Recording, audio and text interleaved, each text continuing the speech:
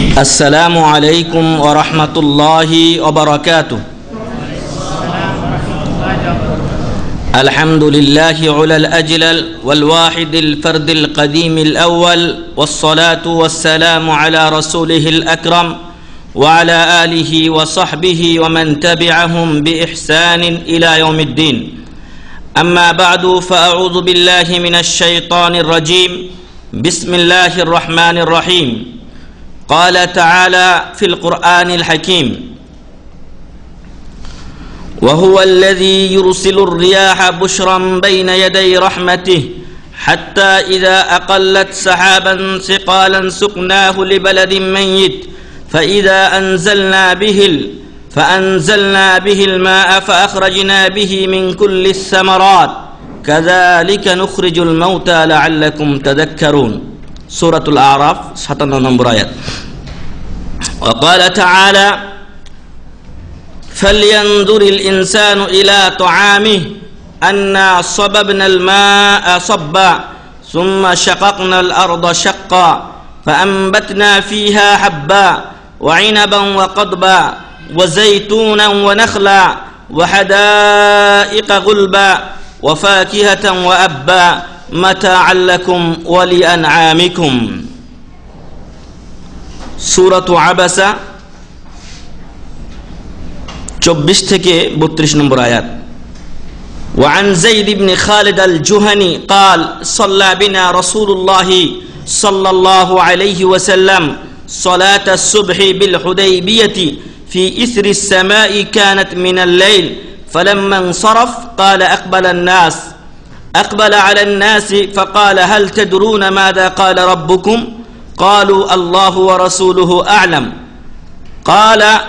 قال: أصبح من عبادي مؤمن بي وكافر، فأما من قال مطرنا بفضل الله ورحمته فذلك مؤمن بي كافر بالكوكب، وأما من قال مطرنا بنوء كذا وكذا فذلك كافر بي مؤمن بالكوكب. رواه মুসলিম রাহিমাহুল্লাহ।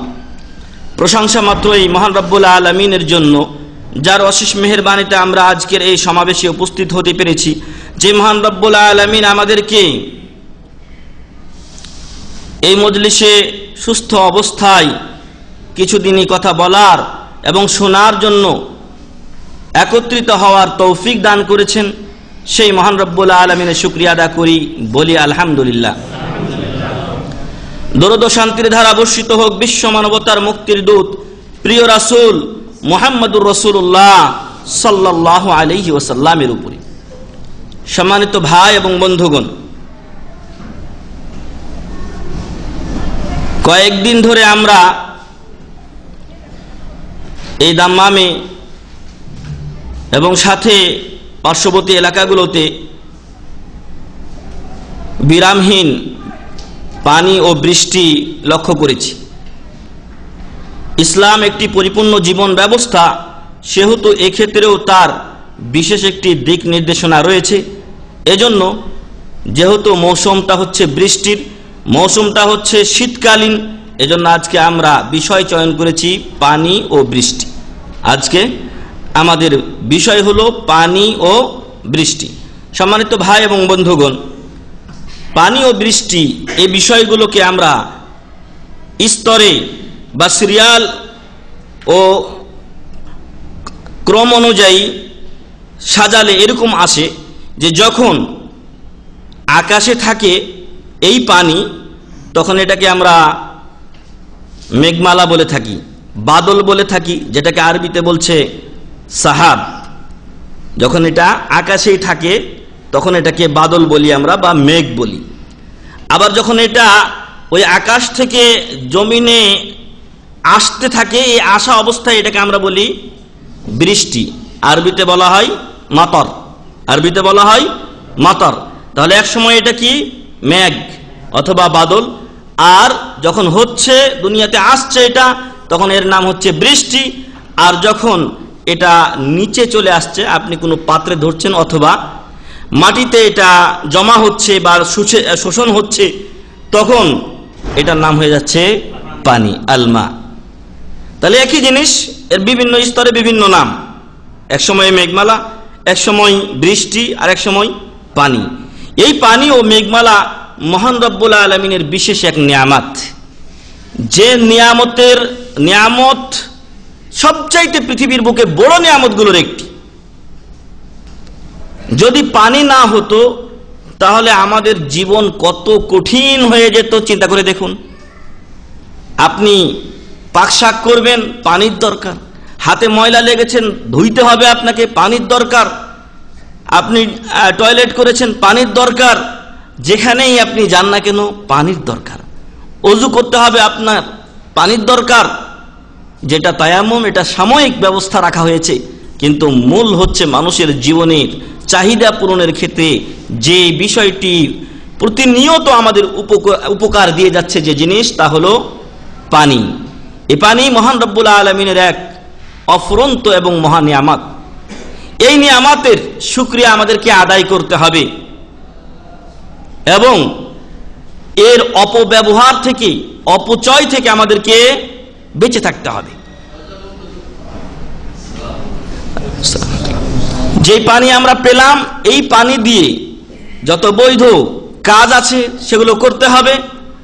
আর এই পানির মাধ্যমে যাতে আমাদের গুনাহ ও পাপ না হয়ে যায় সেদিক থেকে বেঁচে থাকতে হবে।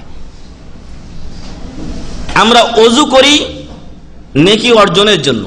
হাদিসেও বলা হয়েছে যে ওযুর পানির সাথে মুসল্লি ব্যক্তির গুনাহগুলো কি হয়, ঝরে যায়। এমনকি শেষ কাতরা, শেষ ফোঁটার সাথে শেষ গুনাহটিও ঝরে যায়। সুবহানাল্লাহ ওয়া বিহামদিহি। পক্ষান্তরে আপনি ওযু করতে গিয়ে যে টেপ আছে সেই টেপটাকে এমন ভাবে ছাড়লেন যা আপনার প্রয়োজন নেই, তাহলে আপনি কি হবেন? অপচয়কারী হবেন। অপচয় করলে নেকি না গুনাহ? গুনাহ। আপনি ইবাদত করতে এসে, নেকি করতে এসে কি কামালেন? গুনাহ কামালেন। এজন্য ওযু করার সময় হোক, গোসলের সময়ও হোক, আপনার যতটুকু পানি একান্ত দরকার তা দিয়ে আপনি গোসল করুন, তা দিয়ে আপনি ওযু করুন, কিন্তু আপনার প্রয়োজনের অতিরিক্ত পানি অপচয় করবেন না। এই পানির মর্যাদা আপনি তখনই বুঝবেন যখন আপনার ভিলাতে পানি না থাকবে। কখনো যদি আপনার ভিলাতে পানি না থাকে, দেখবেন আপনি ছটপট করছেন, আপনার খাবারের পানি দিয়ে আপনাকে ইস্তেঞ্জা এবং অন্যান্য চাহিদা পূরণ করতে হচ্ছে। আরো যদি পানির করুন বা পানির ঘাটতির করুন অবস্থা আপনি দেখতে চান, তাহলে ঢাকা শহরের দিকে মাঝে মাঝে খেয়াল করে দেখবেন, যখন ওই কলস নিয়ে, ঠিলা নিয়ে সব লোকেরা স্লোগান করছে পানি চাই, পানি চাই। অথচ একটা নদীমাতৃক দেশ, এখানে একটু খুঁড়লেই পানি পাওয়া যায়। এরপরও পানি সমস্যার সমাধান ঢাকা শহরে হয়নি। এবং যেই পানিগুলো পরিশোধিত করে শহরবাসীকে দেওয়া হয়, সেই পানিগুলো যদি একবার দেখেন, আপনি মনে হয় ওই পানি দ্বিতীয়বার ব্যবহার করার আশা করবেন না। একেবারে নোংরা পানি থেকে মেডিসিন দিয়ে এই পানিগুলো লাইনে সার্ভিস দেওয়া হচ্ছে এবং এর গন্ধে অনেক সময় থাকা যায় না। তো সম্মানিত উপস্থিতি, পানি আল্লাহর নিয়ামত। পানিকে সদ্ব্যবহার করতে হবে এবং এর অপচয় থেকে দূরে থাকতে হবে। মহান রব্বুল আলামিন যেন আমাদেরকে সে তৌফিক দান করেন, আল্লাহুম্মা আমিন। তবে এই পানির ব্যাপারে মহান রব্বুল আলামিন বেশ কিছু আয়াত নাজিল করেছেন। সেগুলো যদি একটা একটা করে তর্জমা করতে চাই বা যাই, তাও হয়তো 2-3 দিন লাগবে। কিন্তু বেশ কিছু আয়াত যেগুলো আমাদের উপকারে আসবে সেগুলো সামনে নিয়েই এবং কয়েকটি হাদিস আপনাদের সামনে পেশ করে ইনশাআল্লাহ পানি ও বৃষ্টি সম্পর্কে আলোচনা শেষ করব। ওমা তৌফিকি ইল্লা বিল্লাহ। সম্মানিত ভাই এবং বন্ধুগণ, পানির অনেক উপকারিতা রয়েছে এবং এই পানির একমাত্র দাতা হলেন মহান রব্বুল আলামিন। যদি পৃথিবীতে পানি না থাকতো তাহলে আমরা কেউ বাঁচতে পারতাম না এবং এই পৃথিবীতে কোনো উদ্ভিদ জন্মাতো না, কোনো শস্য হতো না। ফলে না খেয়ে আর পানির পিপাসায় মানুষজন দুনিয়া থেকে কি করত? বিদায় নিত। এরকমই একটা ঘটনা ঘটেছিল যা এই মুহররম মাসেই ঘটেছিল, আর সেটা ছিল কারবালার ঘটনা। কারবালার ঘটনার অন্যতম একটা দিক ছিল যে হুসাইন রাদিয়াল্লাহু আনহুর নেতৃত্বে যারা ছিলেন তাদের কাছ থেকে পানি বন্ধ করে দেওয়া হয়েছিল এবং পানের কোনো ব্যবস্থা তাদের ছিল না। অথচ তারা ছিলেন ধুধু মরুভূমিতে এবং অত্যন্ত প্রখর রৌদ্রে। এমত অবস্থায় পানি বন্ধ করে দেওয়া হয়েছিল, পানির পিপাসাতেই অনেক লোক দুনিয়া থেকে বিদায় নিয়েছিলেন। আজও যদি এরকম পানি বন্ধ হয়ে যায় তাহলে মানুষজন মরে যাবে, উদ্ভিদ শস্য কিছুই হবে না, ফলে দুনিয়া বিরান হয়ে যাবে। এই যে মরুভূমি আমরা বলি, আপনার আল খালিজুল আরবি অথবা দুয়ালুল খালিজ, আপনার গালফ এয়ার যেটা এই সৌদি আরব সহ আপনার দুবাই, আরব আমিরাত, বেশ কয়েকটা রাষ্ট্র মিলে যে তারা একটা জোট তৈরি করেছে, এই রাষ্ট্রগুলোর দিকে আমরা যদি দেখি তাহলে দেখতে পাবো যে এখানে বিশাল বিশাল মরুভূমি রয়েছে। যদি আপনি এই মরুভূমিতে চলতে যান তাহলে অনেক সময় হয়তো পথে আপনি পানি ছাড়া মারা যেতে পারেন। এবং এরকমই কয়েকটি ঘটনা কিছুদিন পূর্বে পেপার পত্রিকাতেও এসেছে যে কিছু লোক নদী পথে ইটালি বা কোন দেশে পাড়ি দিতে গেছিল, মালয়েশিয়া বা অন্য দেশে পাড়ি দিতে গিয়েছিল, এবং তাদের খাবার দাবার ইত্যাদি শেষ হয়ে গিয়ে তারা সেখানেই মারা গেছে। তো সম্মানিত ভাই এবং বন্ধুগণ, পানি আল্লাহর বড় নিয়ামত। এই নিয়ামতকে ইসলাম যুগে যুগে এবং প্রতিটি স্তরে স্তরে কদর করেছে। আল্লাহ রসুল সাল্লাল্লাহু আলাইহি ওয়াসাল্লাম এর সাহাবাগণ রাদিয়াল্লাহু আনহুম আজমাইন সফরে ছিলেন, এবং সেই সফর ছিল সাগরের সফর, এবং সেই সফর ছিল সমুদ্রের সফর। রসুল সাল্লাল্লাহু আলাইহি ওয়াসাল্লামের সাহাবায়ে কিরামের সাথে অল্প পানি ছিল, মিষ্টি পানি অল্প ছিল।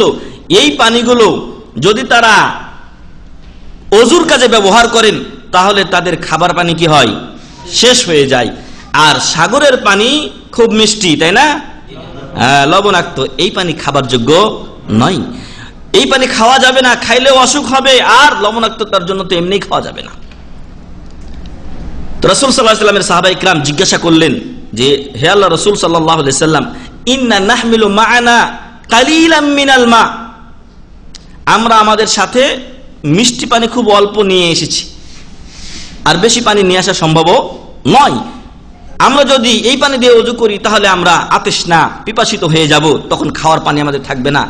আফানাতানা ওয়াদ্দাউ মিন মাইল বাহর, আমরা কি সাগরের পানি দিয়ে ওযু করতে পারি কিনা? রাসূল সাল্লাল্লাহু আলাইহি ওয়াসাল্লাম উনি সংক্ষিপ্ত উত্তর নাম, হ্যাঁ, না দিয়ে বললেন যে হুয়া তাহুরু মাউহু ওয়াল হিল্লু মাইতাতুহু, সাগরের পানি পবিত্র, সাগরের পানি পবিত্র। শুধু ওযু না, আরো কোনো কাজে যদি তুমি একে ব্যবহার করতে চাও সেটা তুমি পারবে। আল্লাহু আকবার।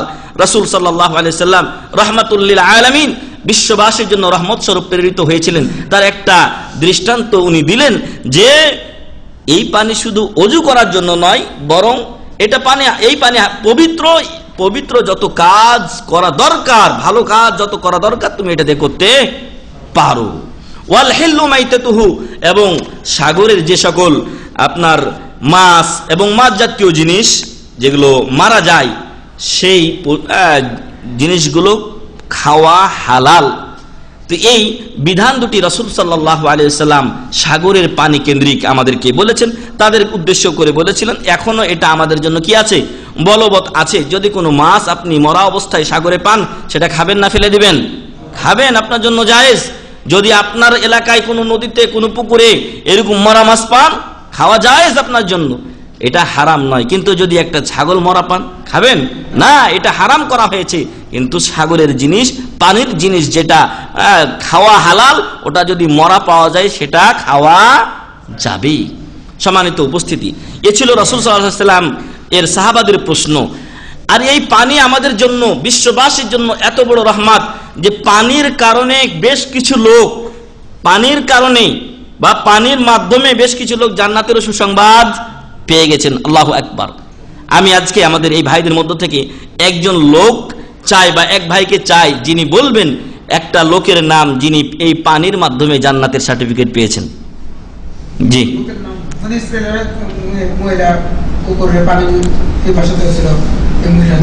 মাশাআল্লাহ, উত্তর সঠিক হয়েছে। বনি ইসরায়েলের একজন যে ব্যভিচারিণী মহিলা একটা কুকুরকে, পিপাসিত কুকুরকে পানি পান করানোর কারণে আল্লাহ তাকে মাফ করে দিয়ে জান্নাত দিয়েছিলেন। সুবহানাল্লাহি ওয়া বিহামদি। জি, আসুন পুরস্কার নিয়ে যান। জি, আর এটার কোনো নাম উল্লেখ হয়নি, আমি নাম ঘাটিনি, এজন্য নামও তাকে জিজ্ঞাসা করলাম না। জি, হ্যাঁ,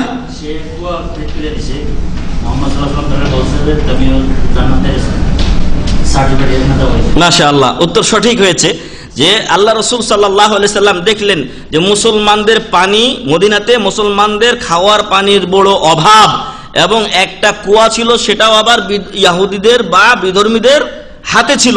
রাসূল সাল্লাল্লাহু আলাইহি সাল্লাম একদিন বললেন যে এই কূপ বা এই কুয়া যে ব্যক্তি ক্রয় করে মুসলমানদের জন্য দান করে দিবে এবং সে এখানে নেতা থাকবে না।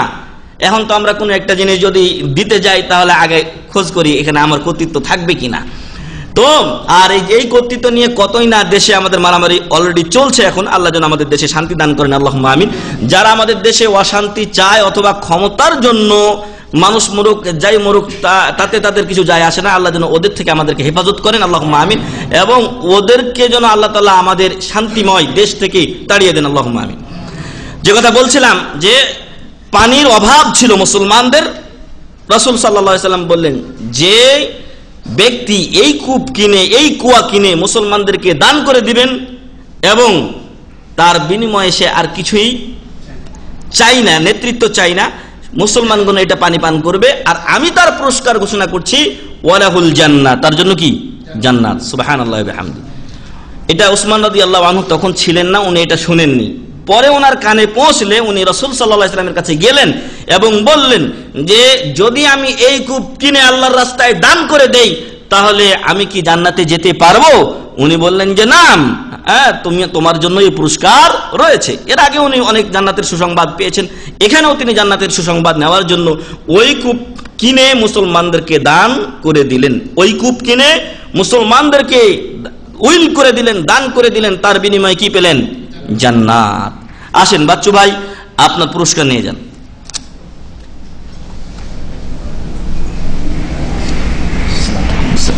তাহলে আমরা দুইটা উদাহরণ পেলাম যে পানির মাধ্যমে মানুষ কি পেয়েছে? জান্নাত পেয়েছে। আরেকটা লোক, আরেকটা সাহাবী আছেন যিনি এই জান্নাত পেয়েছেন পানির মাধ্যমে, কে বলবেন? নাই, আমি বলি।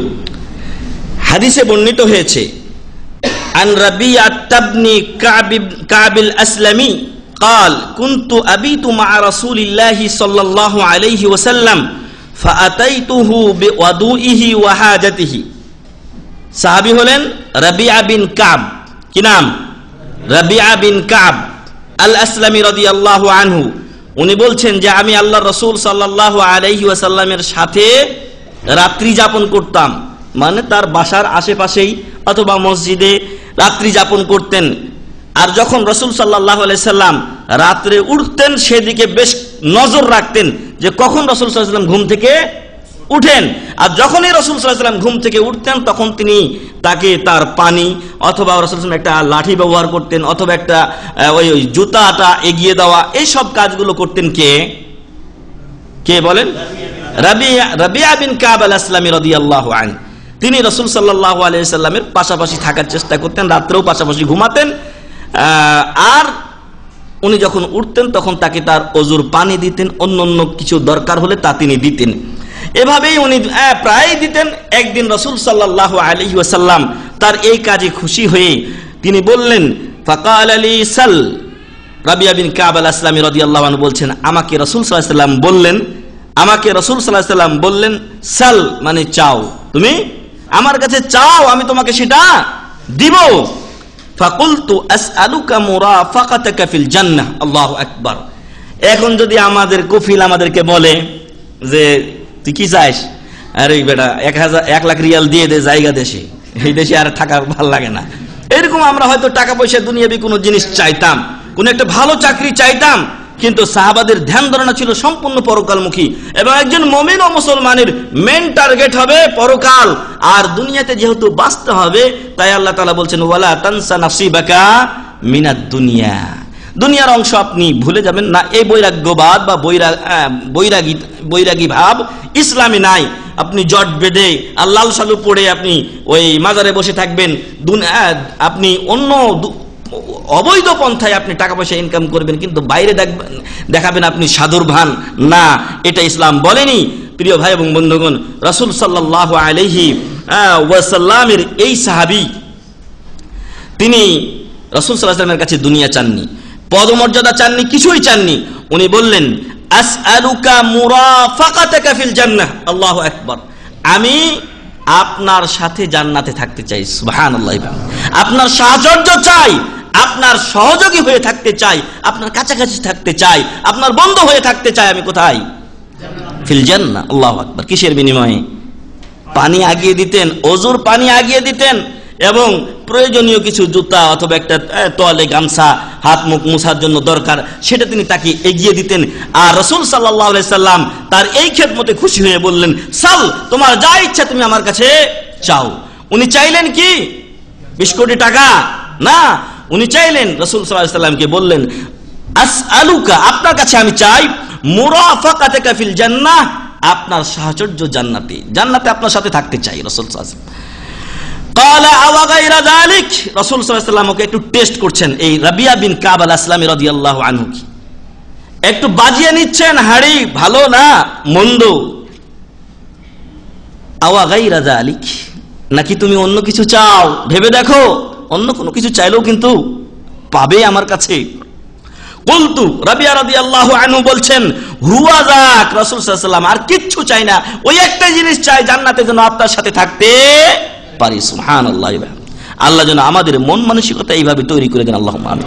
আল্লাহ যেন আমাদেরকে কিয়ামতের দিন রাসূল সাল্লাল্লাহু আলাইহি ওয়াসাল্লামের সাথে জান্নাতে থাকার তৌফিক দান করেন। আল্লাহুম্মা আমিন। আর এই জন্য কি করতে হবে? এখন তো আমিন কইলাম, কিন্তু রাসূল সাল্লাল্লাহু আলাইহি ওয়াসাল্লাম কি বললেন রাবিয়াকে? বললেন, ঠিক আছে, তোমার প্রার্থিত বস্তু তুমি পাবে, তবে একটা শর্ত আছে। সেই শর্ত হলো কি? ক্বালা ফাআইন্নি আলা নাফসিকা বিকাসরাতি সুজুদ। তবে তুমি তোমার জন্য এই পদমর্যাদা যদি পেতে চাও, জান্নাতে যদি আমার সাথে থাকতে চাও, তাহলে আইন্নি, আমাকে তুমি কি করো? সহযোগিতা করো। আলা নাফসিকা, তোমার নিজের ব্যাপারে, মানে তোমাকে আমার সাথে জান্নাতে থাকার ব্যাপারে তুমি আমাকে সহযোগিতা করো। কিসের মাধ্যমে? বিকাসরাতি সুজুদ, বেশি বেশি সাজদার মাধ্যমে। খালি সাজদা করবেন না, নামাজ পড়তে হবে। ফরজ নামাজের সাথে যত প্রকার নফল নামাজ, অতিরিক্ত নামাজ পড়া জায়েজ আছে, যেগুলো পড়লে আল্লাহর নৈকট্য লাভ করা যায়, সেই সকল নফল সালাতের মাধ্যমে তুমি আমাকে সহযোগিতা করো, ইনশাআল্লাহ তুমি জান্নাতে আমার সাথেই থাকবে। সুবহানাল্লাহ। তাহলে পানি যদি না থাকতো আর উনি এই খেদমত যদি না দিতেন, এই পদটা, এই মর্যাদাটা পাওয়া সম্ভব ছিল না। হাদিসটি মুসলিম শরীফের 3য় খণ্ডের 40 পৃষ্ঠায় রয়েছে এবং হাদিস নাম্বার হচ্ছে 754।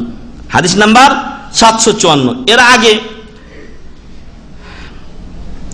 এর আগে আমাদের আফসার ভাই যে মহিলার কথা বলেছেন, বনি ইসরাইলের একটা মহিলা, যিনি ছিলেন ব্যভিচারিণী, এই মহিলা পিপাসিত হয়ে ঘুরতে ঘুরতে একটা কুয়া পেলেন। কুয়া পাওয়ার পর ওই কুয়াতে নিজে যে কোনো ভাবে পানি পান করে নিজের জীবনটা কি করলেন? বাঁচালেন। এরপরে একটু পরেই উনি দেখছেন পিছনে ফিরে যে ওই কুয়ার কাছে একটা কুকুর জিহ্বা বের করে, ওই কোন বর্ণনাতে এসেছে যে একটু ভিজা ভিজা ভাব হয়ে আছে, ওই জায়গাগুলোকে চাটছে, মাটি চাটছে। তো উনি ভাবলেন যে আমি যেরকম পিপাসিত হয়ে আমার জীবন বের হওয়ার উপক্রম হয়েছিল, কুকুরটারও কি হয়েছে? একই অবস্থা হয়েছে। আমি অবশ্যই এই কুকুরকে পানি পান করাবো। এবং সে ওই কুয়াতে নেমে তার মোজা খুলে, মোজাতে যে পানি পেল, ওই পানিগুলো নিয়ে এসে কুকুরের মুখে দিল।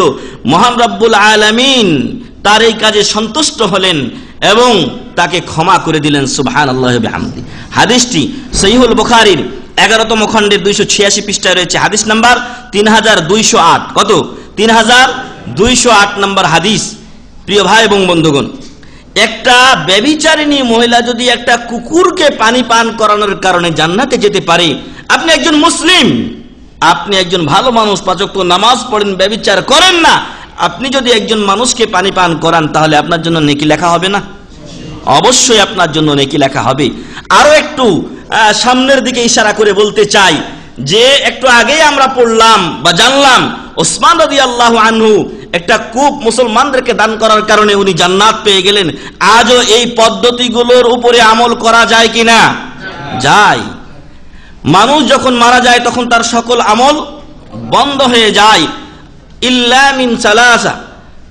মিন সালাসিন, তিনটা আমল ব্যতীত। তার মধ্যে একটা আছে সাদাকাতুন জারিয়া, সাদকায়ে জারিয়া। আপনি যদি কোনো এলাকায় একটা টিউবওয়েল দিয়ে দেন, অনেক এলাকা আছে এখনো বাংলাদেশে যেখানকার লোকেরা পানির জন্য অনেক দূর পর্যন্ত তাদেরকে যেতে হয়, পানির জন্য তাদেরকে অনেক দূরে যেতে হয়। আপনার পুরা গ্রামে হয়তো দেখবেন একটা টিউবওয়েল আছে, কিছু এলাকা আছে যেখানে অল্পতেই পানি পাওয়া যায় এবং আলহামদুলিল্লাহ মানুষের অর্থনৈতিক সচ্ছলতার কারণে এখন বেশিরভাগ এলাকায় বাড়িতে বাড়িতে টিউবওয়েল আছে এবং পানির ব্যবস্থা আছে। কিন্তু কিছু এলাকা আছে যেখানে অনেক খরচ, ফলে এই খরচ অনেকের পক্ষে বহন করা সম্ভব হয় না। আমরা যদি এই পথে অগ্রসর হই আর একটা টিউবওয়েল বা একটা কূপের ব্যবস্থা কোনো এলাকায় করে দিই, এই কূপ ও টিউবওয়েল যতদিন থাকবে, যত মানুষ এখান থেকে পানি পান করবে, আপনি মরে গেলেও আপনি এর সওয়াব পেতে থাকবেন। সুবহানাল্লাহ বিহামদি। এজন্য বলবো যে আমাদের সামান্য কিছু দান আমাদের পরবর্তী জীবনের জন্য কি হতে পারে, আমাদের পরবর্তী জীবনের জন্য সাদকায়ে জারিয়া হয়ে থাকতে পারে। বেশি লাগে না, অনেক জায়গায় হয়তো 1000 রিয়ালে হবে, কোনো জায়গায় হয়তো 1500 2000 রিয়ালের উপরে আমার মনে হয় না যে লাগবে। তো যাই হোক, সবার প্রতি উদাত্ত আহ্বান থাকবে যে যে এলাকায় আপনি আছেন অন্তত এরকম একটা ভালো কাজ করার চেষ্টা করুন। আল্লাহ তৌফিক দান করুন। আল্লাহুম্মা। অনেক মসজিদে আছে পানির ব্যবস্থা নেই, ওযুর ব্যবস্থা নেই। আপনি অথবা আপনার এলাকার 5 ভাই এখানে আছেন, সবাই মিলে কিছু কিছু দিলে 500 করে দেওয়া আমাদের কারোর জন্য কঠিন ব্যাপার নয়। অতএব 5 জন বা 4 জন ভাই মিলে 500 করে দিলে 2-2500 রিয়াল এমনি হয়ে যায়।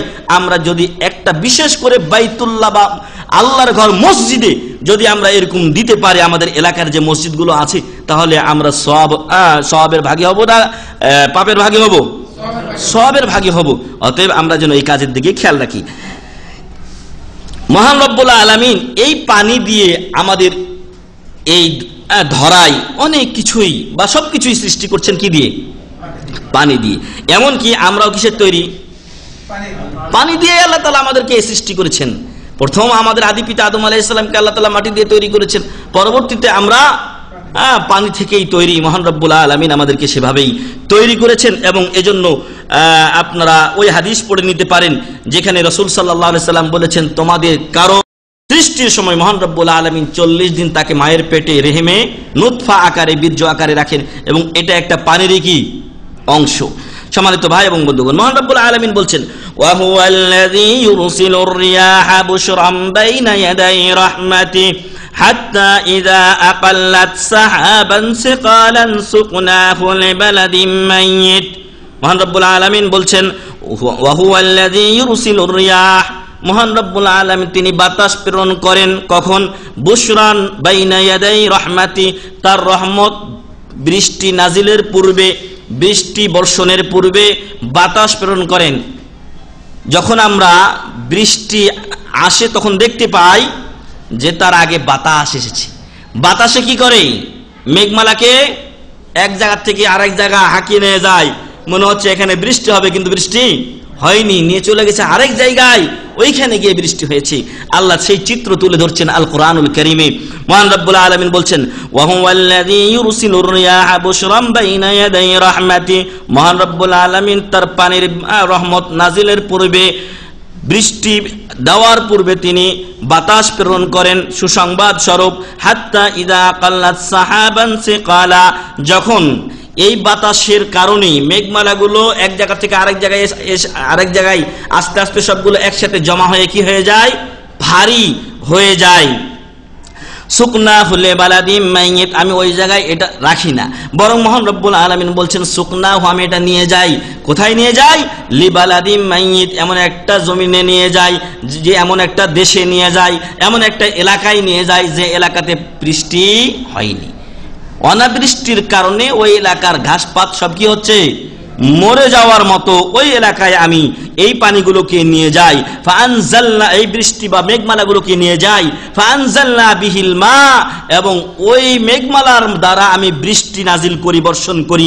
ফাআখরাজনা বিহি মিন কুল্লিস সামারাত, আর ওই পানি দ্বারা তখন আমি সকল প্রকার ফল, ফসল এবং শস্য উৎপাদন করি।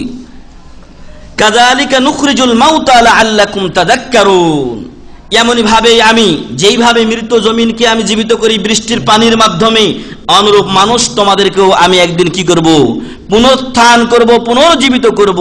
লাআল্লাকুম তাযাক্কারুন, তোমাদেরকে এই কাহিনীটা বলার অর্থ কি, যে আমি এইভাবে জমিনকে জীবিত করি, এটা বলার কারণ হলো লাআল্লাকুম তাযাক্কারুন, যাতে তোমরা নসিহত কবুল করো, যাতে তোমরা হেদায়েতের পথে আসো এবং ইসলাম ধর্মকে তোমরা গ্রহণ করে নাও। এটা কাফেরদের উদ্দেশ্যে বলা হয়েছিল সূরাতুল আরাফের 57 নম্বর আয়াত। তাহলে বুঝতে পারলাম যে বৃষ্টি দেন কে? মহান রব্বুল আলামিন। নাকি রথে চড়ে মা দুর্গা আসলে ফসল বেশি হয়? কি কন? মহান রব্বুল আলামিন ফসল দেন, মহান রব্বুল আলামিন তিনি বৃষ্টি দেন। যদি বৃষ্টি মহান রব্বুল আলামিন না দিতেন তাহলে মা দুর্গা আর কালী দুর্গা বা আমি আপনি এই দুনিয়াতে থাকার কোনো প্রশ্নই উঠতো না। মহান রব্বুল আলামিন তিনি আমাদেরকে বাঁচিয়ে রেখেছেন। একচ্ছত্র আধিপত্যের মালিক হলেন মহান রব্বুল আলামিন, এবং এই বৃষ্টির একটা বিশেষ গুরুত্ব রয়েছে মহান রব্বুল আলামিনের কাছে। আর এই জন্য আল্লাহ তাআলা বৃষ্টির জন্য একজন ফেরেশতা নিয়োগ করে রেখেছেন। তার নাম কি? মিকাইল আলাইহিস সালাম। তাকে মহান রব্বুল আলামিন এই বৃষ্টির জন্য কি করেছেন? নিয়োজিত রেখেছেন। বর্তমান আপনার বিজ্ঞান শাস্ত্রে বলছে যে আমরা যখন রান্না করি তখন রান্না করার পরে যে এই আপনার রান্নার সময় কিছু পানি জলীয় বাষ্প হয়ে কি হয়ে যায়? উপরে চলে যায়। উপরে গিয়ে এগুলো আকাশে জমা হয়। এগুলো কি হয়? আকাশে জমা হয়।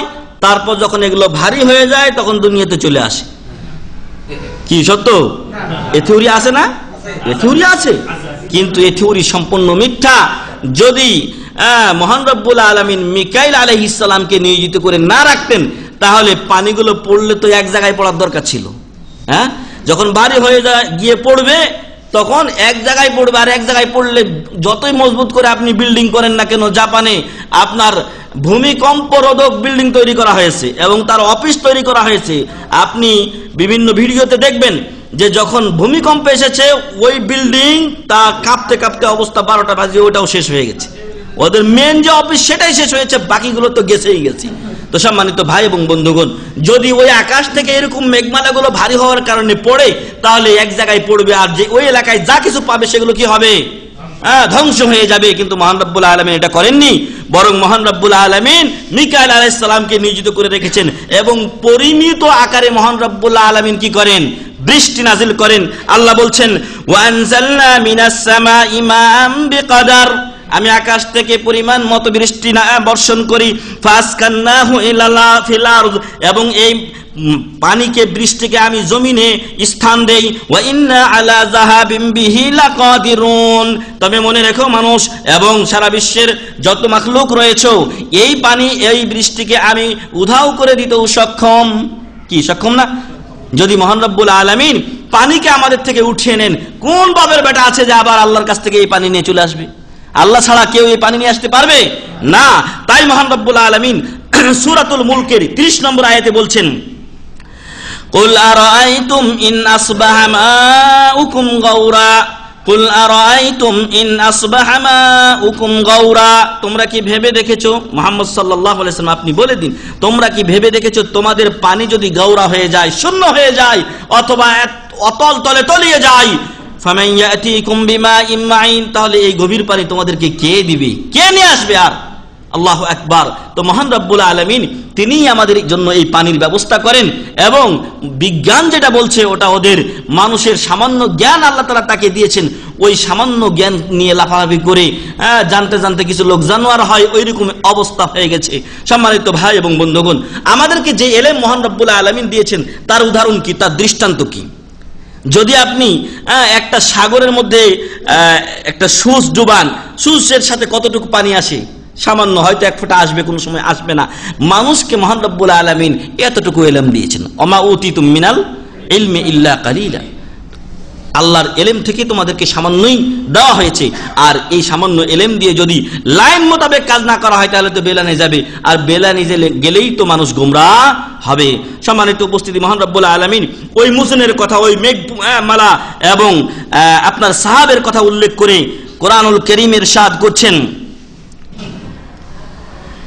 আফারাইতুমুল মা আল্লাযী তাশরাবুন, তোমরা কি কোনোদিন ভেবে দেখেছো যেই পানি তোমরা পান করছো তার কথা? কি ভেবেছি আমরা কোনোদিন?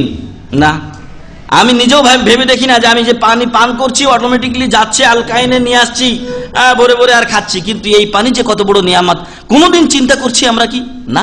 আল্লাহ বলছেন আফারাইতুমুল মা আল্লাযী তাশরাবুন, যেই পানি তোমরা পান করছো সেই পানির কথা একবার ভেবে দেখেছো কি বান্দারা? আনতুম আনজালতুমুহু মিনাল মুজনি আম নাহনুল মুনজিলুন, বৈজ্ঞানিকরা বলছে ভারী হয়ে গেলে এই পানি চলে আসে দুনিয়ায়। আল্লাহ বলছেন আনতুম আনজালতুমুহু মিনাল মুজনি, মেঘমালা থেকে মেঘপুঞ্জ থেকে তোমরা কি পানিটা নামিয়ে নিয়ে আসো? আম নাহনুল মুনজিলুন, না আমি মহান রব্বুল আলামিন এই পানি নাজিল করি। কে? মহান রব্বুল আলামিন এই পানি নাজিল করেন। তার জন্যই তো আমরা দেখি যে গুড়ি গুড়ি আসে, একটু বড় ফোঁটা হলেও মানুষের উপরে পড়লেও কোনো ক্ষতি হয় না। লাউ নাশাউ জাআলনাহু উজাজান ফালাউলা তাশকুরুন, মহান রব্বুল আলামিন তিনি আবার ধমকও দিয়েছেন আমাদেরকে যে আমি যদি চাইতাম তাহলে আকাশের পানিগুলিকে আমি লবণাক্ত করে দিতাম। আল্লাহু আকবার। লাউ নাশা, যদি আমি চাইতাম, লা জাআলনাহু উজাজা, তাহলে আকাশের পানিকে লবণাক্ত করে দিতাম। সাগরের পানি লবণাক্ত, আকাশের পানি লবণাক্ত, খাইবেন কি লবণ? না, না খেয়ে মরবেন তখন। ফালাউলা তাশকুরুন, তোমাদের কি হলো যে তোমরা শুকরিয়া আদায় করো না? আলহামদুলিল্লাহ, মহান রব্বুল আলামিন আমাদেরকে যত নিয়ামত দিয়েছেন আমরা তার শুকরিয়া আদায় করতে পারবো না, শুকরিয়া আদায় করে শেষ করা যাবে না। এই জন্য আল্লাহ তাআলা শুকরিয়া আদায় করি অতটুক পরিমাণ। আলহামদুলিল্লাহ আলহামদুলিল্লাহ আলহামদুলিল্লাহিল্লাযী আদাদা খালকিহি ওয়া রিদা নাফসিহি ওয়া জিনাতা আরশিহি ওয়া মিদাদা কালিমাতি, যততে আল্লাহ খুশি ততগুলো আমরা আল্লাহর প্রশংসা করি। আলহামদুলিল্লাহ। সূরাতুল ওয়াকিয়া ৬৮ থেকে ৭১ নম্বর আয়াত। সম্মানিত ভাই এবং বন্ধুগণ, আমাদের আলোচনার আরো বেশ কিছু বিষয় রয়েছে, আমাদের সময় কম। আরো বলবো যে আপনি যদি এই পানি সম্পর্কে জানতে চান তাহলে সূরাতু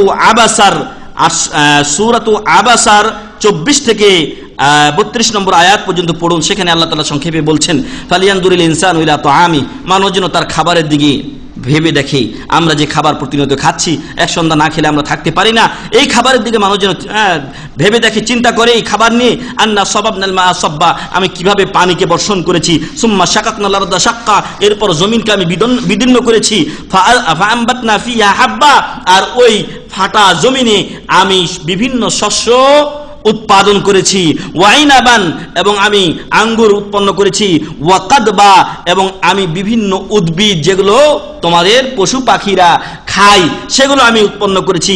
ওয়া জাইতুনান, জাইতুনের গাছ। ওয়া নাখলান, খেজুরের গাছ। ওয়া হাদাইকা, এবং বাগান, কিরকম গোলবা শাখা পল্লব বিশিষ্ট ঘন আমি বাগান বিভিন্ন স্থানে দুনিয়াতে তোমাদেরকে দান করেছি, এবং ওই পানির দ্বারাই আমি এগুলো সৃষ্টি করি। ওয়া ফাকিহাতান, এবং আরো অন্যান্য ফল।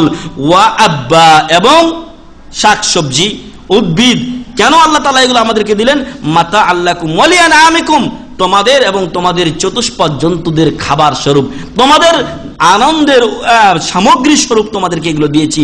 পশু খেয়েও যদি একটা তরতাজা ঘাস পায় তাহলে একটা ছাগল গরু কি মনে করে? মাশাআল্লাহ, মাবরুক, পাইছি একটা ঘাস, তো আনন্দের সাথে সে এটা খায়। অনুরূপ আমরাও যখন ভালো খাবার পাই, ভালো ফল পাই, তখন আমাদের মনটা খুশি হয়। তো মহান রব্বুল আলামিন বলছেন মাতা আল্লাকুম ওয়া লিআনআমিকুম, তোমাদের এবং তোমাদের চতুষ্পদ জন্তুগুলোর, তোমাদের পশু পাখিগুলোর এগুলো কি? ভোগের সামগ্রী। প্রিয় ভাই এবং বন্ধুগণ, আল্লাহ তাআলা কিভাবে আমাদের জন্য অটোমেটিকলি পানির মাধ্যমে এগুলো সৃষ্টি করে আমাদের জন্য ভোগ্য সামগ্রী তৈরি করে রেখেছেন। কিন্তু আমরা মানুষ বড় অকৃতজ্ঞ, মহান রব্বুল আলামিনের শুকরিয়া আমরা যথাযথভাবে আদায় করি না। মানুষ চিন্তা করে দেখে না কিভাবে আমার খাবার আসে, কিভাবে মহান রব্বুল আলামিন আমাকে সৃষ্টি করলেন। আর যার ফলে মানুষ আজকে দুনিয়া নিয়ে ব্যস্ত আছে, মারামারি কাটাকারি, আর 10 জন মূর্খ আমার ক্ষমতা চাই ইত্যাদি নিয়ে ব্যস্ত। আসুন আমরা কোরআন ও সহিহ হাদিসের পথে ফিরে আসি। আলহামদুলিল্লাহ, যারা এখানে উপস্থিত আছেন তারা সহি পথে আছেন বলে এখানে এসেছেন, কিন্তু আমাদের এখানে আসলেই দায়িত্ব শেষ নয়, বরং এখান থেকে আমাদেরকে শিখতে হবে এবং এটা জাতির কাছে পৌঁছে দিতে হবে। আমরা প্রত্যেকেই এক একজন দায়িত্বশীল, এই দায়িত্ব নিয়ে আমাদেরকে দেশে ফিরে যেতে হবে এবং এখান থেকেও আমাদেরকে দাওয়াতি কাজ আঞ্জাম দিতে হবে, যাতে আমরা যাদের কল্যাণ চাই তাদেরকে আমরা দিনের পথে ফিরিয়ে নিয়ে আসতে পারি। আল্লাহ আমাদের সে তৌফিক দান করুন, আল্লাহুম্মা আমিন। মহান রব্বুল আলামিন মানুষের সৃষ্টির যেই রহস্য সেটা সূরাতুল হজ্জের 5 নম্বর আয়াতে উল্লেখ করার পরে শেষে তিনি বলছেন ওয়াতারাল আরদা হামিদাতান ফাইযা আনজালনা আলাইহাল মাআ ইহতাজ্জাত ওয়া রাবাত ওয়া আমবাতাত মিন কুল্লি যাওজিন বাহিজ। মানুষের সৃষ্টি তো আল্লাহ তাআলা বললেন, একটু আগে আমি বলেছি, অনেক লম্বা আয়াত, আপনারা পড়িয়েন সূরাতুল হজ্জের 5 নম্বর আয়াত। তারপর আল্লাহ তাআলা বলছেন ওয়াতারাল আরদা হামিদাতান, জমিনকে তুমি দেখবে শুষ্ক অবস্থায়, মৃত অবস্থায়, ফাইজা আনজালনা আলাইহাল মা, কিন্তু যখন আমি আকাশ থেকে এই জমিনের, মৃত জমিনের উপরে বৃষ্টি বর্ষণ করি, ইহতাজ্জাত, তখন এটা নড়ে চড়ে উঠে। মরা জমিন তখন আবার কি হয়, এখানে আবার সজীবতা বা জীবন ফিরে আসে। ওয়ারাবাত, এই জমিনই যেটা শুষ্ক হয়ে তামা তামা হয়ে গেছিল, ওই জমিনই দেখবেন এখন আবার ফুলে উঠছে। মনে হচ্ছে যে এখানে কিছু লাগালেই কি হবে, বীজ দিলেই এখানে ফসল উৎপন্ন হবে। ওয়ারাবাত, এবং এটা বেড়ে উঠে মাটিটা। ওয়াআমবাতাত মিন কুল্লি যাওজিন বাহিজ, এবং প্রত্যেক প্রকার ভালো শস্য এই জমিন তখন আমাদেরকে দান করে। সুবহানাল্লাহি ওয়া বিহামদি। এভাবেই মহান রব্বুল আলামিন আমাদেরকে পানির মাধ্যমে উপকৃত করতেছেন, এবং কিয়ামত পর্যন্ত যারা থাকবে তাদেরকে আল্লাহ তাআলা এই পানির মাধ্যমে কি করবেন, বাঁচিয়ে রাখবেন। তাই আসুন আমরা এই পানির শুকরিয়া আদা করি। মহান রব্বুল আলামিন যেন আমাদেরকে যে নিয়ামত দিয়েছেন এই নিয়ামতে কোনোদিন ঘাটতি না দেন, আল্লাহুম্মা আমিন। এবং এই পানির যেন আমরা সংরক্ষণ এবং যথাযথ ব্যবহার করতে পারি, আল্লাহ আমাদেরকে সে তৌফিক দান করেন, আল্লাহুম্মা আমিন। সম্মানিত ভাই এবং বন্ধুগণ, পানি পাওয়ার পরও অনেক মানুষ এই নিয়ামতের কুফরি করে, আল্লাহ তাআলা তাই বলছেন। এবং শেখ মুহাম্মদ বিন আব্দুল ওয়াহাব রাহমাতুল্লাহি আলাইহি তিনি তার কিতাবুত তাওহীদে একটা আয়াত উল্লেখ করেছেন। সেখানে মহান রব্বুল আলামিন বলেছেন ইয়ারিফুনা নি'মাতাল্লাহ ইয়ারিফুনা নি'মাতাল্লাহি সুম্মা ইউনকিরুনাহা। মানুষ আল্লাহর নিয়ামত জানতে পারে, চিনতে পারে, তারপরে এটাকে অস্বীকার করে। সুম্মা ইউনকিরুনাহা, অতঃপর তারা এটাকে অস্বীকার করে। ওয়া আকসারুহুমুল কাফিরুন, আর যারা আল্লাহর নিয়ামত বুঝার পরও আল্লাহর শুকরিয়া আদায় না করে, আল্লাহর বিধান না মানে, ওই সমস্ত ব্যক্তিদেরকে আল্লাহ তাআলা বলছেন ওয়া আকসারুহুমুল কাফিরুন, তাদের অধিকাংশ কাফির। সূরাতুন নাহল 83 নম্বর আয়াত। একটু আগে আমরা বলছিলাম যে আমাদের দেশের একেবারে হাই লেভেলের একজন লোক, তিনি কি করে বলতে পারেন যে রথে চড়ে মা দুর্গা আসলে ফল ফুল ফসল ইত্যাদি বেশি হয়? নাউযুবিল্লাহি মিন যালিক। ইয়ারিফুনা নি'মাতাল্লাহ, এরা কি জানে না যে আল্লাহ তাআলা সকল নিয়ামত দান করেন? তারপর কি করে তারা এই নিয়ামতগুলো যেগুলো মহান রব্বুল আলামিন দেন সেগুলো ওই বেদির মূলে দিয়ে চলে আসে। ওই বেদিকে লাথি মেরে উড়িয়ে দিলে সে কিছুই করতে পারবে না। অবশ্যই সেটা তার হিন্দু ধর্ম হতে পারে, অন্য ধর্ম হতে পারে, কিন্তু বাস্তবতা এই যে মহান রব্বুল আলামিন বলছেন যে ওয়া ইন ইয়াসলুবহুমুয যুবাবু শাইআন লা ইস্তানকিযুহু মিন, যদি মাছি ওদের কাছ থেকে কিছু নিয়ে নেয়। ছোটকালে দেখতাম যে ওই মূর্তির কাছে কলা রেখে আসা হতো, মূর্তির কাছে দই চিড়া ইত্যাদি রেখে আসা হতো। মূর্তি কি খাবে ভাই ওগুলো, বলেন তো? ওগুলো তো যারা তৈরি করেছে তাদের চাইতেও তাবান, যে লোকে এদেরকে তৈরি করেছে তার চাইতে তাবান, কারণ যে তৈরি করেছে তার জীবন আছে, যে তৈরি করেছে তার শক্তি আছে, মহান রব্বুল আলামিন তাকে শক্তি দিয়েছেন। কিন্তু যে মূর্তি খাড়ো হয়ে আছে, দাঁড়িয়ে আছে, সেই মূর্তির তো কোনো শক্তি নেই। তাই মহান রব্বুল আলামিন বলছেন ওয়া ইন ইয়াসলুবহুমুয যুবাবু শাইআন লা ইস্তানকিযুহু মিনহু যাউফাত তালিব ওয়াল মাতলুব, যদি ওদের কাছ থেকে কেউ কোনো কিছু ছিনিয়ে নেয়, জুবাব মানুষের কথা আল্লাহ বলেননি, বরং বলেছেন মাছিও যদি কিছু নিয়ে নেয়। আল্লাহু আকবার। মাছি খুব শক্তিশালী নাকি?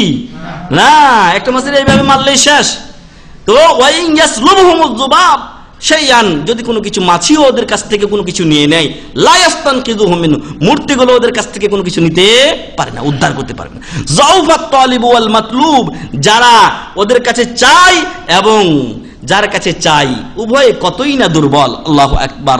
অথচ নিজেকে মুসলিম বলে দাবি করে, আরেকজন আবার সার্টিফিকেট দেয়, ফজরের নামাজ পড়ে, আবার অনেক কথা, তারপরও বলছে যে মা দুর্গা বা কালী দুর্গার কারণে এই সব ফসল হচ্ছে। নাউযুবিল্লাহি মিন যালিক। এটা ইয়ারিফুনা নি'মাতাল্লাহি সুম্মা ইউনকিরুনাহা, নিয়ামত আল্লাহর এটা জানার পরও এটাকে অস্বীকার করে। আর মহান রব্বুল আলামিন বলছেন এই চরিত্র যাদের, আকসারুহুমুল কাফিরুন, তাদের অধিকাংশ কি কাফির। সূরাতুন নাহল 83 নম্বর আয়াত। এরকমই একটি ঘটনা ঘটেছিল রাসূল সাল্লাল্লাহু আলাইহি ওয়াসাল্লামের যুগে, সাহাবায়ে কেরামের যুগে। সাহাবায়ে কেরাম তারাও কিন্তু এই বিধান থেকে খালি হননি। কোথায় আমি আপনি কলিমুদ্দিন সলিমুদ্দিন সাহাবায়ে কেরামের মতো লোক যদি ওইরকম কথা বলেছেন, তাদেরকেও আল্লাহ রাসূল সাল্লাল্লাহু আলাইহি ওয়াসাল্লাম কি বলছেন শুনুন। বরং মহান রব্বুল আলামিন বলছেন, কারণ সেটা হাদিসে কুদসি। عن زيد بن خالد الجهني قال صلى بنا رسول الله صلى الله عليه وسلم। زيد بن خالد الجهني তিনি বলছেন রাদিয়াল্লাহু আন, একদিন আল্লাহ রাসূল সাল্লাল্লাহু আলাইহি ওয়াসাল্লাম আমাদেরকে নিয়ে নামাজ পড়লেন বা আমাদেরকে নামাজ পড়ালেন। কিসের নামাজ? সালাতুস সুবহ, আসরের নামাজ নাকি ফজরের নামাজ। রাসূল সাল্লাল্লাহু আলাইহি ওয়াসাল্লাম আমাদেরকে ফজরের নামাজ পড়ালেন। কোথায়? বিল হুদাইবিয়া, ঐতিহাসিক হুদাইবিয়ার প্রান্তর। কোথায় আছেন সাহাবায়ে কেরাম? হুদাইবিয়াতে আছেন। কত? 1400 সাহাবী। 1400 সাহাবী হুদাইবিয়াতে আছেন। ওই সময় ফজরে নামাজ পড়েন সাহাবাদেরকে নিয়ে কে? বিশ্বনবী মুহাম্মদুর রাসূলুল্লাহ সাল্লাল্লাহু আলাইহি ওয়াসাল্লাম। ফি ইসরিস সামাই কানাত মিনাল লাইল, আকাশের পরে যা রাত্রে ছিল, অর্থাৎ আকাশ থেকে রাত্রে কিছু বৃষ্টি হয়েছিল। এই বৃষ্টি হওয়ার পরে ফজর হয়েছে, আর ফজরের সময় রাসূল সাল্লাল্লাহু আলাইহি ওয়াসাল্লাম আমাদেরকে নিয়ে জামাতে কি করলেন? নামাজ আদায় করলেন। ফালাম্মান সারাফ, যখন তিনি নামাজ শেষ করলেন, নামাজ পড়ে আমাদের দিকে কি করলেন? মুখ ফিরে বসলেন। আকবালা আলান নাস, মানুষকে বা লোকদেরকে সম্মুখে নিয়ে বললেন, ফাকালা হাল তাদরুনা মাযা ক্বালা রাব্বুকুম, তোমরা কি জানো যে তোমাদের রব কি বলেছেন? ক্বালু আল্লাহু ওয়া রাসূলুহু আ'লাম। যেহেতু সাহাবায়ে কেরাম জানেন না, এবং যেটা তারা জানেন না সে ব্যাপারে তাদের একটাই উত্তর, কি? আল্লাহু ওয়া রাসূলুহু আ'লাম, আল্লাহ ও রাসূল ভালো জানেন।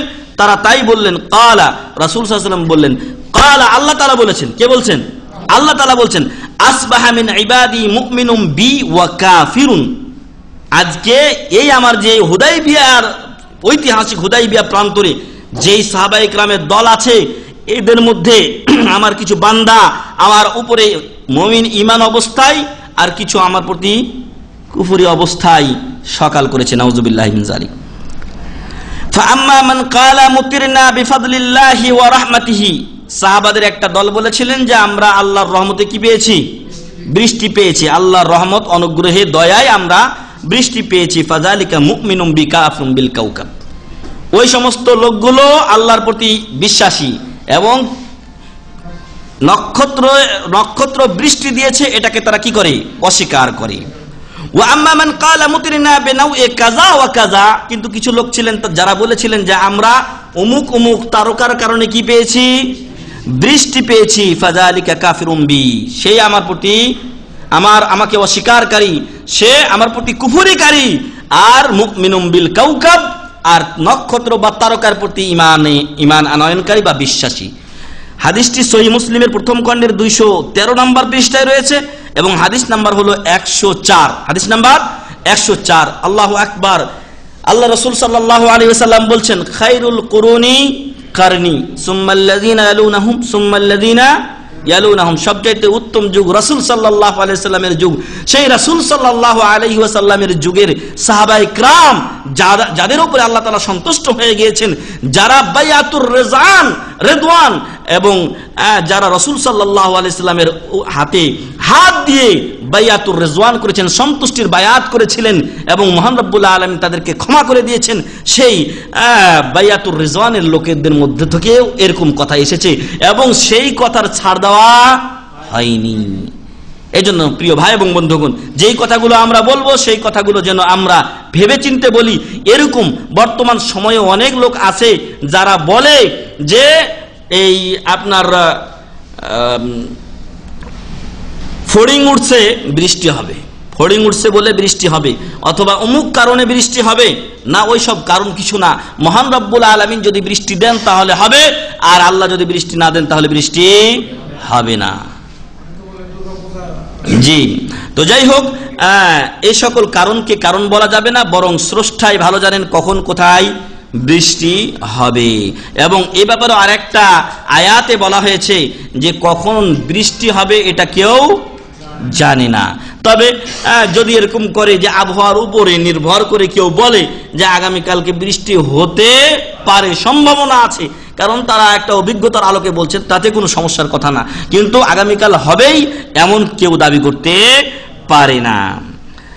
সম্মানিত উপস্থিতি, একদিক দিয়ে পানি এবং বৃষ্টি এটা যেমন আমাদের জন্য কি নিয়ামত, তাই না? একদিক দিয়ে আমাদের জন্য এটা নিয়ামত, কিন্তু যদি মহান রব্বুল আলামিনের এই নিয়ামতের শুকরিয়া কেউ আদায় না করে অকৃতজ্ঞ হয়ে যায়, আল্লাহর প্রতি ঈমান না আনে, যে যে যুগে যে সকল নবী ও রাসূল এসেছেন তাদের কথা না শুনে তাদের পথের অনুসরণ না করে, তাহলে এই পানি বৃষ্টি কি হতে পারে? আল্লাহর সৈনিকে রূপান্তরিত হতে পারে, আল্লাহর আযাবের কারণ হয়ে যেতে পারে। মহান রব্বুল আলামিন যুগে যুগে এই ঘটনাগুলো আমাদেরকে ঘটিয়ে দেখিয়েছেন যে মহান রব্বুল আলামিন তরল পদার্থ পানি, যার কোনো শক্তি নাই মনে করি আমরা, পানিকে যেভাবে নিয়ে যাবেন ওইভাবে যাবে, তারপরে আপনি চুলাতে দিবেন পানি শুকিয়ে যাবে, কিন্তু তারপরেও এই পানি দিয়ে আবার মানুষের জীবন উদ্ধারের ব্যবস্থা করেছেন। আগুন লেগে গেছে, পানি দেন, নিভে যাবে। তো এই পানিকে মহান রব্বুল আলামিন মাঝে মাঝে এত শক্তি দেন। আরো আপনাদেরকে জানিয়ে রাখি যে মহান রব্বুল আলামিন এই পৃথিবীর বুকে যে নিজেকে বলেছিল আনা রাব্বুকুমুল আলা, তাকে কি দিয়ে মেরেছেন? পানি দিয়ে মেরেছেন। আল্লাহর সেনাবাহিনীর অন্যতম একটা অংশ কি? পানি।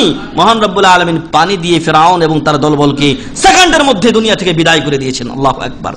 আরো খেয়াল করে দেখুন, মহান রব্বুল আলামিনের অন্যতম রাসূল নূহ আলাইহিস সালাম ৯৫০ বছর ধরে জাতিকে দাওয়াত দিলেন। কোন বর্ণনাতে এসেছে মোট ৮০ জন লোক ইসলাম গ্রহণ করেছিল। কয়জন? ৮০ জন লোক।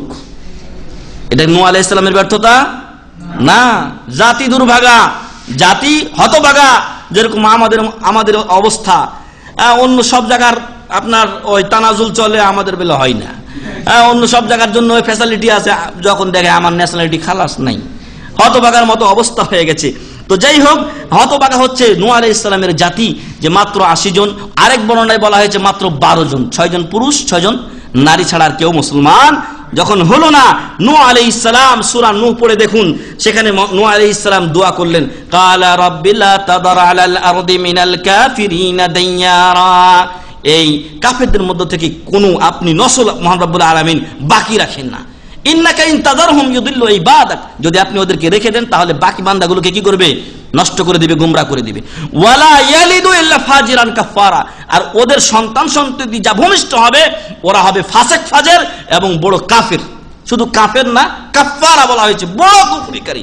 সব সময় কাজই হবে ওদের কুফরি করা, এরকম লোক হবে। অতএব আল্লাহ ওদেরকে আপনি রাখেন না। মহান রব্বুল আলামিন নূহ আলাইহিস সালামের দোয়া কবুল করলেন এবং নূহ আলাইহিস সালামকে আল্লাহ তাআলা সুসংবাদ দিলেন, একটু অপেক্ষা করো, নৌকা তৈরি করো। এবং নৌকা তৈরি যখন শেষ হলো, মহান রব্বুল আলামিন বলছেন, হাত্তা ইযা জা আমরুনা ওয়া ফারাতান নূর, আমার যখন আদেশ চলে আসলো এবং চুলা, তান্নুর বলা হয়, এই যে আফগানি রুটির দোকান দেখছেন না, এগুলো এরকম বড় বড় চুলাকে বলা হয় তান্নুর। ফারাত তান্নুর, এই চুলা ফেটে কি বের হলো? পানি বের হলো। আল্লাহু আকবার। কুল আহমিল ফিহা মিন কুল্লি যাওজাইন ইসনাইনি ওয়া আহলাকা ইল্লা মান সাবাকা আলাইহিল কওলু ওয়া মান আমানা ওয়া মা আমানা মাহু ইল্লা কালিল। মহান রব্বুল আলামিন বললেন, পৃথিবীতে যত মাখলুক আছে তাদের এক জোড়া করে নিয়ে নাও। তখন নূহ আলাইহিস সালাম কি করে বুঝবেন যে এটা পুরুষ না এটা নারী, পশু পাখির মধ্যে? মহান রব্বুল আলামিন তাকে একটা নিয়ম শিক্ষা দিলেন যে তুমি ডান হাত, মানে পশুগুলোতে বাড়ি মারলেই তার ডান হাতে পুরুষ আর বাম হাতে নারী চলে আসতো। এইভাবে উনি প্রত্যেকটার একটা একটা করে জোড়া কি করলেন?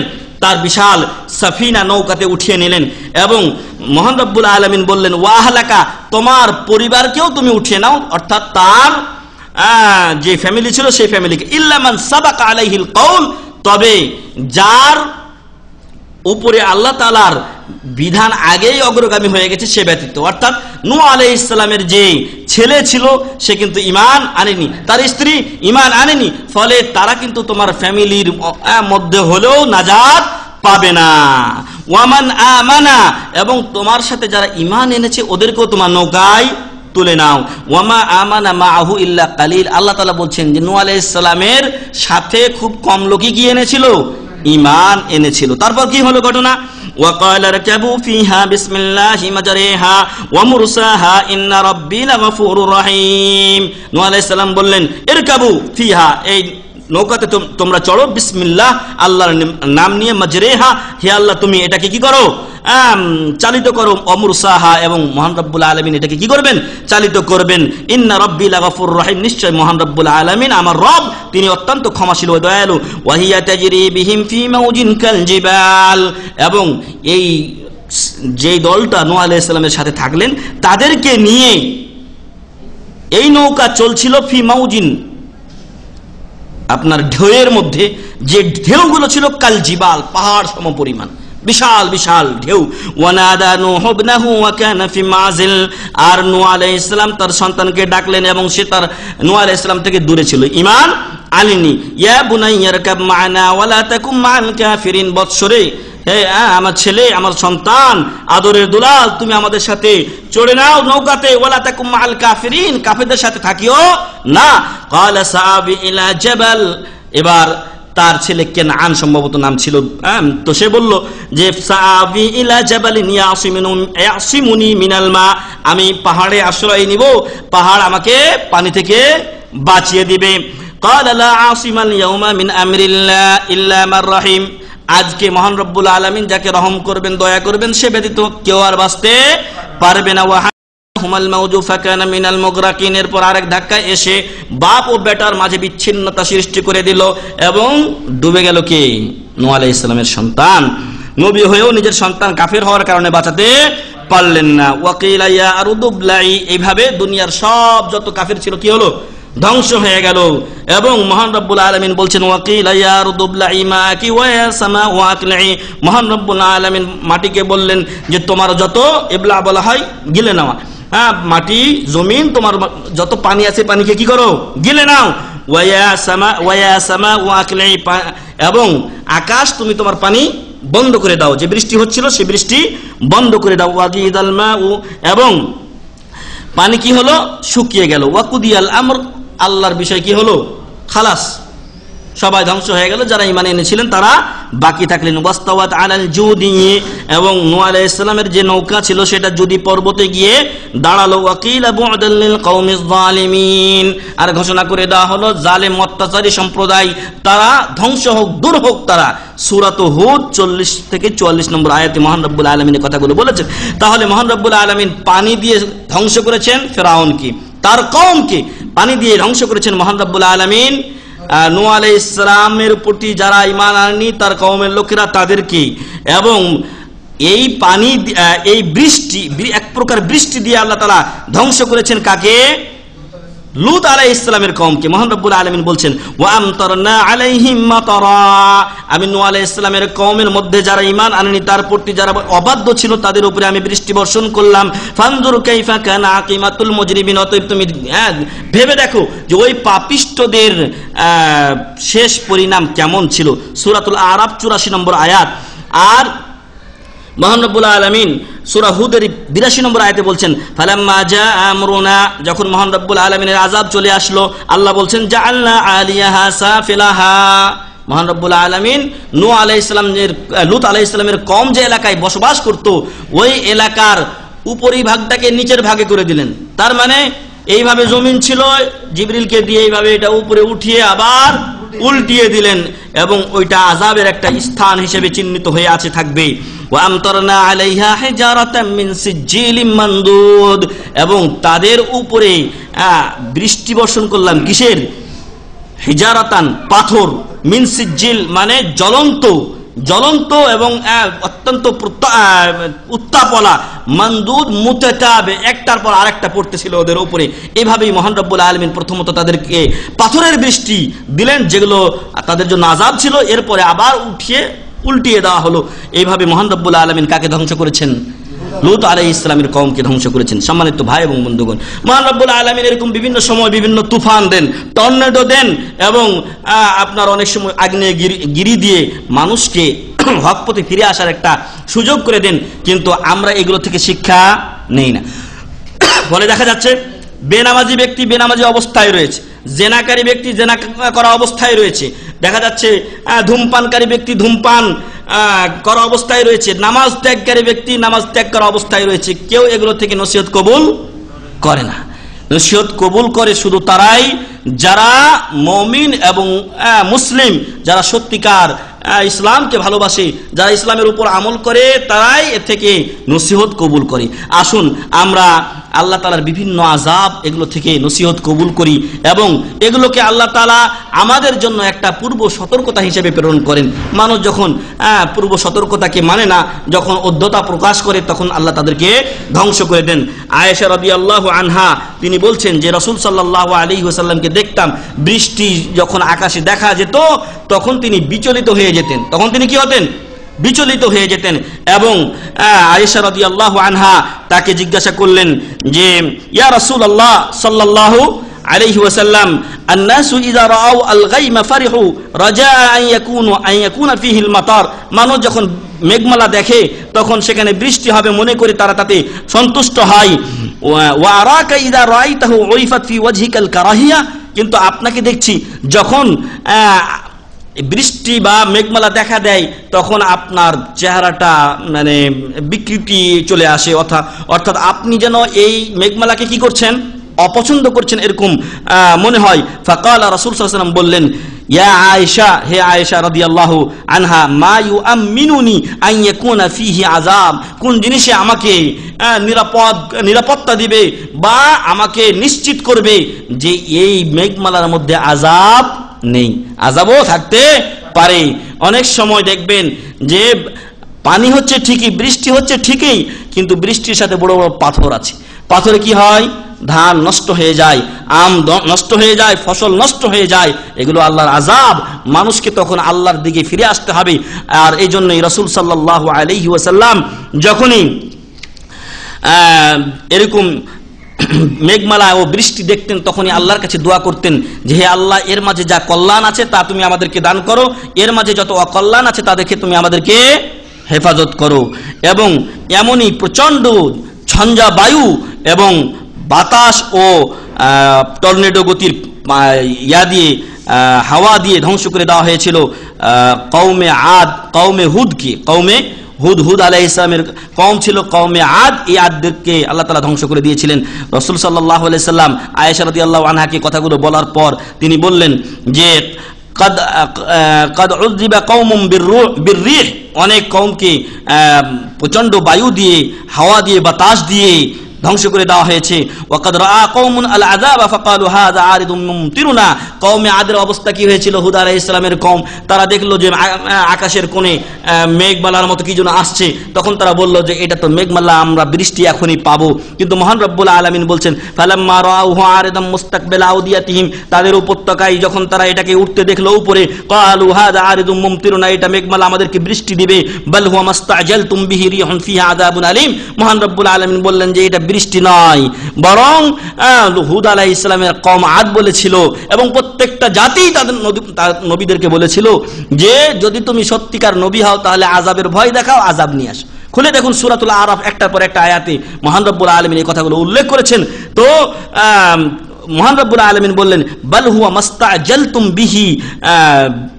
বিহি রিহুন ফিহা আযাবুন আলীম, তোমরা ওটাকে বৃষ্টি দেখছো কিন্তু আসলে ওটা প্রচন্ড বায়ু, হাওয়া এবং ওতে রয়েছে আযাবুন আলীম, যন্ত্রণাদায়ক শাস্তি। সূরাতুল আহকাফ 24 নম্বর আয়াত। সম্মানিত উপস্থিতি, আসুন আমরা এই বৃষ্টি ও পানি এটা আল্লাহর নিয়ামত, নিয়ামতকে নিয়ামত হিসেবে ব্যবহার করি। লা ইন শাকারতুম লাযিদান্নাকুম ওয়া লা ইন কাফারতুম ইন্না আযাবি লাশাদীদ, আমরা যদি এই নিয়ামতের শুকরিয়া আদায় করি তাহলে মহান রব্বুল আলামিন আমাদের নিয়ামতকে আরো বাড়িয়ে দিবেন। যখন যখন আমাদের পানি দরকার হবে মহান রব্বুল আলামিন আমাদেরকে পানি দিবেন, আর যখন পানি আমাদের জন্য ক্ষতিকর হবে তখন আল্লাহ পানি আমাদের কি করবেন? বন্ধ করে দিবেন। এটাই তো আমাদের হওয়া উচিত। তো সম্মানিত উপস্থিতি, এমনই এক ঘটনা ঘটেছিল রাসূল সাল্লাল্লাহু আলাইহি ওয়াসাল্লামের জামানায়। রাসূল সাল্লাল্লাহু মসজিদে নববীতে খুতবা দিচ্ছেন, ওই সময় একজন লোক এসে বললেন যে আল্লাহ রাসূল সাল্লাল্লাহু আলাইহি ওয়াসাল্লাম সবকিছু কি হলো? ধ্বংস হয়ে গেল, অনাবৃষ্টিতে আমরা মরে গেলাম, পশু পাখি মরে গেল, আপনি আল্লাহর কাছে দোয়া করুন। রাসূল সাল্লাল্লাহু আলাইহি ওয়াসাল্লাম হাত তুলে আল্লাহর কাছে দোয়া করলেন, আল্লাহ তাআলা তুমি আমাদেরকে তাড়াতাড়ি বৃষ্টি দাও, আমাদের সর্বনাশ হয়ে যাচ্ছে। মহান রব্বুল আলামিন সাথে সাথে বৃষ্টি দান করলেন। এবং হাদিসের রাবি আনাস রাদিয়াল্লাহু আনহু বলছেন 1 সপ্তাহ ধরে আমরা খালি কোনো রেস্ট পাইনি, বৃষ্টি আর বৃষ্টি আর বৃষ্টি। পরের জুমাতে তখন অনেকে বলছেন ওই লোকটাই এসেছিলেন, অনেকে বলছে আরেকটা লোক এসেছিলেন। রাসূল সাল্লাল্লাহু আলাইহি ওয়াসাল্লাম খুতবা দিচ্ছিলেন, বললেন রাসূল সাল্লাল্লাহু আলাইহি সাল্লামকে, হালাকাতিল আমওয়াল ওয়া কুত্তিআতিস সুবুল ওয়া কুত্তিআতিস সুবুল, আমাদের মালগুলো ধ্বংস হয়ে গেল এবং রাস্তাঘাট সব ভেঙে চুরমার হয়ে গেল অধিক বৃষ্টির কারণে। আল্লাহর কাছে দোয়া করুন যেন আল্লাহ বৃষ্টি বন্ধ করেন। রাসূল সাল্লাল্লাহু আলাইহি ওয়াসাল্লাম আল্লাহর কাছে দোয়া করলেন, বৃষ্টি কি হলো?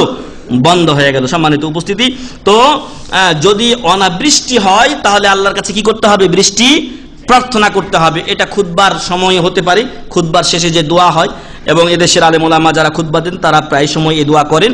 এবং আরেকটা পদ্ধতি আছে, সেটা হলো সালাতুল ইস্তিসকা আদায় করা। সালাতুল ইস্তিসকা আদায় করা, বৃষ্টি প্রার্থনার নামাজ আল্লাহর কাছে আদায় করা। আর বৃষ্টি প্রার্থনার নামাজের জন্য আগে ঘোষণা হবে যে আমরা অমুক দিন কি করব? বৃষ্টি প্রার্থনার আল্লাহর কাছে বৃষ্টি প্রার্থনা করব, সালাতুল ইস্তিসকা আদায় করব। এবং এর টাইম ও ধরন সেম ঈদের নামাজের মতো, সেম ঈদের নামাজের মতো। তবে এর খুতবার মধ্যে বেশিরভাগ থাকবে আল্লাহর প্রশংসা, আল্লাহর গুণকীর্তন এবং নিজেদের গুনার জন্য কি করা? ক্ষমা চাওয়া। এবং নিজেদের গুনার কারণে কি হয়? বৃষ্টি বন্ধ হয়ে থাকে। এই জন্য নিজেদের গুনার জন্য আল্লাহর কাছে ক্ষমা চাইতে হবে এবং বেশি বেশি আল্লাহর কাছে ইস্তেগফার করে দোয়া প্রার্থনা করতে হবে। আর শেষে যার যে কাপড় আছে সেই কাপড়টা কি করতে হবে? উল্টে দিতে হবে। বুঝে আসছে? আপনার যদি গোত্রা থাকে তো গোত্রাটা নিচটাকে উপরে করবেন, ডানটাকে বামে নিয়ে যে উল্টে দিবেন। আর যদি আপনার অন্য কাপড় থাকে সেটাকেও আপনি উল্টান। এজন্য যে তাফাউল, ভালো দিক একটা বিবেচনা করা, যে আমরা আমাদের গুনাহ খাতা মাফ চাইলাম, আল্লাহ তাআলা তুমি আমাদের অবস্থার কি করো? পরিবর্তন নিয়ে আসো। বৃষ্টি নাই, আপনি বৃষ্টি নিয়ে আসুন, আমাদেরকে বৃষ্টি দান করুন। এভাবেই রাসূল সাল্লাল্লাহু আলাইহি ওয়াসাল্লামের কাছে আরেকজন লোক এসে বলেছিলেন, রাসূল সাল্লাল্লাহু আলাইহি ওয়াসাল্লাম দোয়া করলেন, বৃষ্টি হলো। তারপরে এত বৃষ্টি শুরু হয়ে গেল, মানুষজন মুসাল্লা থেকে বের হয়নি, বৃষ্টি শুরু হয়ে গেছে, এবার মানুষ পালানোর জন্য ব্যস্ত। রাসূল সাল্লাল্লাহু আলাইহি ওয়াসাল্লাম মানুষদের এই দৌড়াদৌড়ি দেখে এমন হাসলেন যে তার মাড়ির দাঁত কি হলো? প্রকাশিত হয়ে গেল। যে একটু আগে পানির জন্য কাকুতি মিনতি করছিল, এখন পানি হলো তো পালাইতে শুরু করছে বান্দা। তো যাই হোক, এইভাবে আমাদেরকে বৃষ্টি প্রার্থনার নামাজ পড়তে হবে। আর আমরা আমাদের অবস্থা এমন হয়ে গেছে, এই সুন্নাত আমাদের সমাজে আজকে নাই বললেই চলে। তাই প্রত্যেকের আমাদের দায়িত্ব হচ্ছে যে এই সুন্নাতকে চালু করা, যাতে করে একটা সুন্নাত আমরা পুনরুজ্জীবিত করলে আল্লাহ তাআলা আমাদেরকে এর সওয়াব দিবেন, যারা এর উপরে আমল করবে তাদেরও সওয়াব আমাদেরকে দান করবেন। তাই আমরা যেন এই সুন্নাত চালু করার চেষ্টা করি। আল্লাহ তাআলা আমাদেরকে সে তৌফিক দান করুন, আল্লাহুম্মা আমিন। এবং এমনই ভাবে বিভিন্ন সময়ে যখন বৃষ্টি হয় তখন রাসূল সাল্লাল্লাহু আলাইহি ওয়াসাল্লাম সাহাবায়ে কিরাম এই দোয়াই করতেন যে আল্লাহ তাআলা এই বৃষ্টির ভালো যা কিছু আছে আমাদেরকে দান করুন, খারাপি থেকে হেফাজত করুন। এই দোয়াগুলো রাসূল সাল্লাল্লাহু আলাইহি ওয়াসাল্লাম করতেন। এবং একটা দোয়া ছিল রাসূল সাল্লাল্লাহু আলাইহি ওয়াসাল্লাম করতেন, সেটা ছিল কি?